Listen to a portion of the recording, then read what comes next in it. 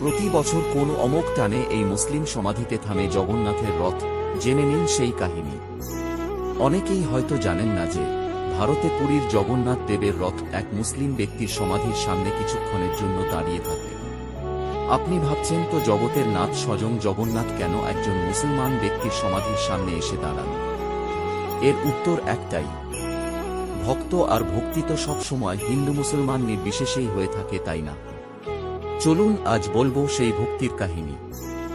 হ্যাঁ, পুরীর রথ, বিশেষ করে জগন্নাথ দেবের রথ, গুন্ডেচা মন্দিরের দিকে যাওয়ার পথে একজন মুসলিম ভক্তের সমাধির সামনে থামে।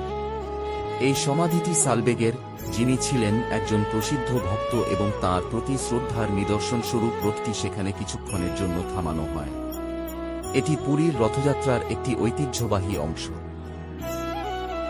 এই ঘটনার পেছনের গল্পটি হল, সালবেগ ছিলেন মুঘল আমলে একজন মুসলিম কবি ও ভক্ত, যিনি ভগবান জগন্নাথের প্রতি গভীর শ্রদ্ধা রাখতেন।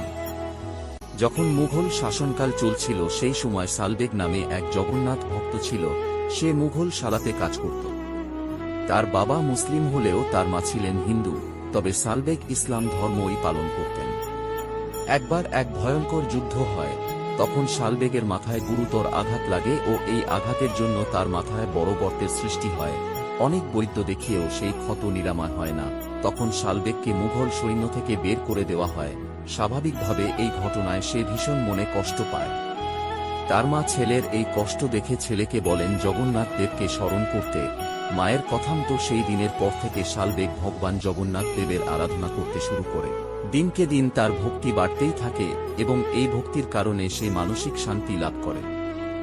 হঠাৎ একদিন ঘুমের ঘোরে সালবেগ স্বপ্নে দেখতে পায় যে স্বয়ং জগন্নাথ দেব তার সামনে এসেছেন ও তার মাথার ক্ষত ঠিক করার জন্য একটি বীরপুতি প্রদান করেছেন, আর সেটা নিজের মাথায় লাগাতেই সালবেগের ঘুম ভেঙে যায়।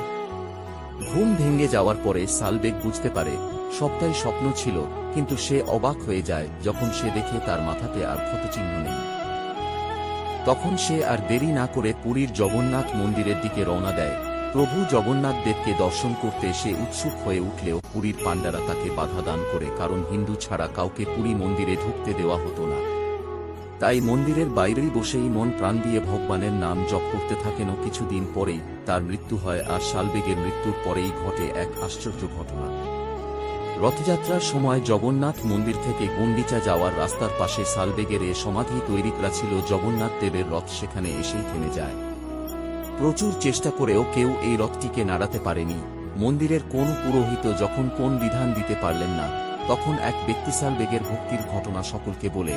তখন সবাই একসাথে সালবেগের নামে জয় জয়কার করতে থাকে, আর এরপরই জগন্নাথের রথ চলতে শুরু করে। সেই দিনের পর থেকে আজও রথযাত্রার সময় এই সমাধির সামনে রথকে কিছুক্ষণের জন্য দাঁড় করানো হয়।